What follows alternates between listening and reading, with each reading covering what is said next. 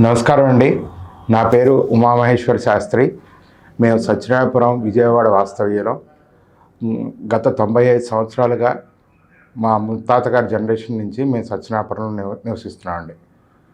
ఇప్పుడు విషయం ఏంటంటే, Punuru Gautam Reddy ex fibernet corporation chairman, మాజీ కార్పొరేటరు, వైసీపీ లీడరు, విజయవాడ సెంట్రల్కి సంబంధించిన వ్యక్తి మా ఆస్తిని, మా కుటుంబ ఆస్తిని కాజేసి మా కుటుంబాన్ని రకరకాల బాధలకు గురిచేస్తున్నాడండి. ముందు నేను డీటెయిల్స్లోకి వెళ్ళే ముందు మా ఫ్యామిలీ ఎటువంటిదో మీకు వివరిస్తానండి.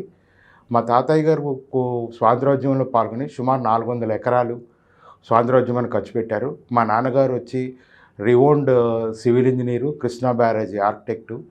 నేను కంప్యూటర్స్లో మాస్టర్స్ డిగ్రీ చేసి యూఎస్లో వర్క్ చేస్తూ డిఫరెంట్ కంట్రీస్లో వర్క్ చేస్తూ 2018 దాకా విదేశాల్లో ఉన్న వ్యక్తినండి.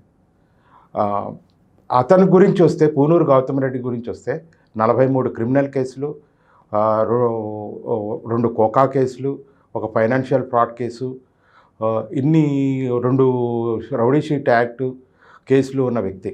అతని క్యారెక్టర్ ఇది, ఇది క్యారెక్టర్. ఇప్పుడు నేను యాక్చువల్గా నాకు జరిగిన అన్యాయం గురించి మీకు ఎక్స్ప్లెయిన్ చేస్తానండి. ఇది మా స్థలము సత్యనారాయణపురం విజయవాడ సెంటర్లో ఉంటుందండి. ఇది సత్యనారాయణపురం ఏరియా అనుకుంటే, ఇది భగత్ సింగ్ నగర్ రోడ్ అండి. ఇలా రోడ్డు స్ట్రైట్గా వెళ్తే సింగనగర్ బ్రిడ్జ్ వస్తుందండి. మన వరదలు జరిగింది కదా, ఆ బ్రిడ్జ్ వస్తుందండి. ఈ సైట్ అండి మాది. ఈ మార్కింగ్ చేసిన మొత్తం మా సైట్ అండి. ఇది 325 గజాలు, 126/1 revenue service number, 4144A/7 property assessment number అండి. ఇది 1949లో మా గ్రాండ్ ఫాదర్ గారు కొన్నారు. 1961లో ఆయన కాలం చేశారు. 1979లో మా తాతగారి కొడుకుల మధ్య ఆస్తి పంపకాల్లో మా నాన్నగారు అయినటువంటి గండూరి రాధాకృష్ణమూర్తి గారికి ఈ స్థలం వచ్చిందండి లీగల్గా. కానీ ఆయన వితిన్ 1 ఇయర్లో ఆయన సర్వీస్లో ఉండగా కాలం చేశారు. అంటే 1982 నుంచి మా అమ్మగారి పేరు మీద యాజ్ ఆన్ టుడే 2024వ సంవత్సరం, ఇప్పుడు మనం సెప్టెంబర్లో మాట్లాడుతున్నాం, యాజ్ ఆన్ టుడే వరకు మా అమ్మగారి పేరు మీద మ్యూటేషన్ జరిగి మా అమ్మగారే ట్యాక్సెస్ పే చేస్తున్నారండి. సరే, ఇప్పుడు ఏ విధంగా ఆయన ఆక్రమించాడని మీకు చెప్తానండి. మేము 1949 నుంచి 2017 వరకు కూడా మా స్థలాన్ని మేము జాగ్రత్తగా కాగితాల పరంగా, పొజిషన్ పరంగా సేవ్ చేసుకోగలిగామండి. ఈ 2017లో సుమారు ఆయన ఏం చేశారంటే, ఆయనకి సంబంధించిన వేరే ప్రాపర్టీ డాక్యుమెంట్లు మా ప్రాపర్టీకి చూపించి ఒక వేకెంట్ ల్యాండ్ ట్యాక్స్ క్రియేట్ చేశాడండి. In collusion with the VMC RI, అంటే రెవెన్యూ ఇన్స్పెక్టర్తో కొల్యూడ్ అయ్యి చేయడం వలన మా ప్రాపర్టీ మీద ఒక అసెస్మెంట్ నెంబర్ క్రియేట్ చేశాడు. వైఎస్ఆర్ గారి విగ్రహం పెట్టేశాడు. వైఎస్ఆర్ గారి విగ్రహం పెట్టి వెనకాల షెడ్ వేసి పార్టీ ఆఫీస్ కింద నడుపుతూ తన కబ్జాని ఇక మొదలెట్టాడండి. అదేవిధంగా ఆయనకి సంబంధించిన వేరే ప్రాపర్టీ డాక్యుమెంట్ని, మాకు ఆ డాక్యుమెంట్ ఎటువంటి సంబంధం లేదు, పవర్ కనెక్షన్ వాళ్ళకు కూడా చూపించి కరెంట్ కనెక్షన్ తెచ్చుకున్నాడండి. ఇవన్నీ నేను మాట్లాడుతున్నది, నా దగ్గర ప్రతిదీ ఎవిడెన్స్ ఉందండి. ప్రతి దానికి ఎవిడెన్స్తోనే మాట్లాడుతున్నా, ఊరికే నోటి మాటగా మాట్లాడలేదు. ఈయన చేసిన దారుణాలన్నింటినీ కూడా మేము మున్సిపల్ కమిషనర్ దృష్టికి, పోలీసు వాళ్ళ దృష్టికి, రెవెన్యూ వాళ్ళ దృష్టికి, అందరికి దృష్టికి తీసుకెళ్ళామండి. వాళ్ళు మాకు ఫేవర్గానే అన్ని డాక్యుమెంట్స్ ఇచ్చారు, ఆర్డర్స్ ఇచ్చారు, ఎగ్జిక్యూటివ్ ఆర్డర్స్, కానీ వాళ్ళు ఏమి ఇవ్వాలో అన్నీ ఇచ్చారు. కానీ ఆయన భూమి మీదకి వచ్చి ఎవరు ఇంప్లిమెంట్ చేసిన పాపాన్ని పోలేదు. చివరికి ఆయన ఒక ఎగ్జిక్యూటివ్ ఆర్డరు నివాస్ గారు ఇచ్చారు. అంటే నివాస్ ఐఏఎస్ అప్పుడు కమిషనర్గా ఉండగా, ఇప్పుడు ప్రిన్సిపల్ సెక్రటరీ, ఆయన ఫైనాన్స్లో ఉన్నారు. ఆయన ఒక బ్యూటిఫుల్ ఎగ్జిక్యూటివ్ ఆర్డర్ ఇచ్చారండి. అందులో ఈయన గౌతమ్ రెడ్డి గారు ఏ విధమైనటువంటి సిస్టమాటిక్ ఆర్గనైజ్డ్ క్రిమినల్ కాన్స్పిరసీ మా ల్యాండ్ మీద చేశారన్నది ఆయన చాలా డీటెయిల్గా ఎక్స్ప్లెయిన్ చేశారండి ఆ డాక్యుమెంట్లో.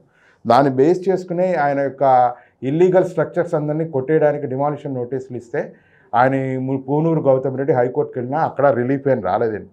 సరే, అలా కోర్టు కేసులు అలా జరుగుతూ ఉండగా 17 నుంచి మొన్న 23 డిసెంబర్ వరకు అలాగే ఆయన కబ్జా ఆయనలోనే ఉంది, అనాథరైజ్డ్ స్ట్రక్చర్ అందులోనే ఉంది, వైఎస్ఆర్ గారి విగ్రహం అలాగే ఉంది. ఆయన రౌడీజంతో, ఆయన పలుకుబడితో గవర్నమెంట్ డిపార్ట్మెంట్లు అన్నింటినీ మేనేజ్ చేస్తూ మమ్మల్ని బాగా ఇబ్బందికి గురి చేశారండి. మేము పోలీస్ కేసులు పెట్టామండి, నా మీద మర్డర్ అటెంప్ట్ కూడా జరిగింది, పోలీస్ కేసు కూడా పెట్టానండి.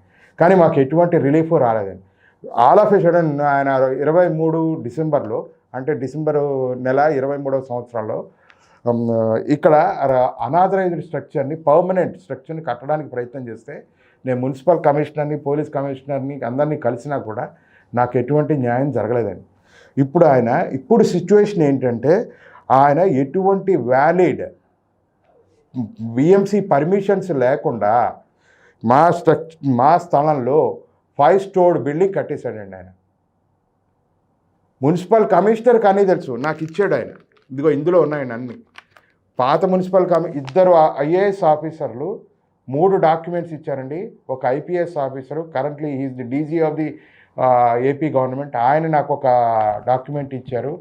తర్వాత మనకి కౌంటర్లు ఇచ్చారు హైకోర్టు కేసుల్లో. ఒక ఎగ్జిక్యూటివ్ డైరెక్టర్ ఏపీఎస్పీడీసీఎల్ ఇచ్చారు. ఇంత పెద్ద పెద్ద డాక్యుమెంట్స్, పెద్ద పెద్ద వ్యక్తులు నాకు డాక్యుమెంట్స్ ఇచ్చిన ఇప్పుడు కరెంట్ సిచ్యువేషన్లో ఆయన ఇల్లీగల్ స్ట్రక్చర్ వేసుకుని మా ల్యాండ్లో అనుభవిస్తున్నాడండి. మన సొంత ల్యాండ్లో మన సొంత ఇల్లు కట్టుకోవడానికే మన మున్సిపల్ కార్పొరేషన్ పర్మిషన్స్ కావాలి. మనం ఏదైనా ప్లాన్స్ని ఏదైనా డీవియేట్ చేస్తే మన మీద యాక్షన్ తీసుకుంటారు.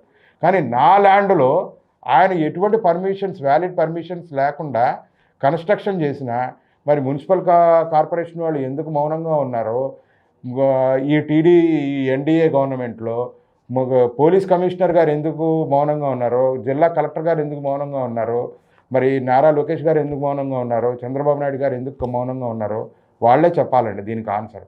నాది ఏదైనా ఇవాళ నేను మీడియా ముఖంగా చెప్తున్నాను, నాది ఏదైనా తప్పు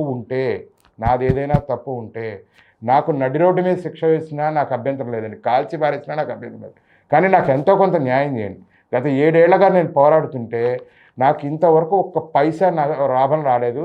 ఇలాంటి అనాథరైజ్డ్ స్ట్రక్చర్లు వైసీపీ గవర్నమెంట్లోనూ మాకు ఇబ్బందులు జరిగి, టీడీపీ గవర్నమెంట్లోనూ ఇబ్బందులు జరిగితే ఇంకా మీ ఏ గవర్నమెంట్ వచ్చి మాకు లాభం ఏంటండి? ఎంతోమంది ఇప్పుడు మీరు పబ్లిక్ గ్రీవెన్స్ సెల్కి వెళ్ళి చెప్పుకోవచ్చు కదా అంటారు. అనే ఆఫీసర్కి పబ్లిక్ గ్రీవెన్స్ సెల్లో జరుగుతున్న విషయాన్ని మీకు చెప్తున్నానండి విత్ ఎవిడెన్స్. అనే ఆఫీసర్కి పబ్లిక్ గ్రీవెన్స్ సెల్లో మనం పిటిషన్ ఇస్తే అది ఏ నుంచి బీకి, బీ నుంచి సీకి అలా వెళ్ళి జడ్డు దాకా వెళ్ళి జడ్డు దగ్గర క్లోజ్ అయిపోతుందండి. ఆ జడ్డు దగ్గర ఏం పరిష్కరించబడదండి. మన గవర్నమెంట్లో ఉన్నవాళ్ళు ఏదో పరిష్కరించబడింది అనుకుంటున్నారు. నా విషయంలో నేను అందరు ఆఫీసర్ల దగ్గరికి వెళ్ళాను, ప్రిన్సిపల్ సెక్రటరీల దగ్గరికి వెళ్ళాను, సిఎస్ల దగ్గరికి వెళ్ళాను, పోలీస్ కమిషనర్ దగ్గరికి వెళ్ళాను, డీజీల దగ్గరికి వెళ్ళాను, కలెక్టర్ల దగ్గరికి వెళ్ళాను, రాజకీయ నాయకుల దగ్గరికి వెళ్ళాను. ఎందుకంటే నా దగ్గర నిజాయితీ ఉంది, కాగితాలు ఉన్నాయి. ప్రతి వాళ్ళు నాకు టీ ఇచ్చి అంతా నీకు అన్యాయం జరిగిందని చెప్పడం, టీ ఇచ్చి పంపించడమే తప్ప ఆన్ గ్రౌండ్ వచ్చి నాకు న్యాయం జరుగుతున్నది మాత్రం జరగట్లేదు. నాకు తక్షణం న్యాయం చేయాలని, జరుగుతున్న ఈ అన్యాయాన్ని మీరందరూ కలిసి ఆపి ఈ బ్రాహ్మణికి న్యాయం చేయాలని ప్రార్థిస్తున్నానండి. Thank you very much.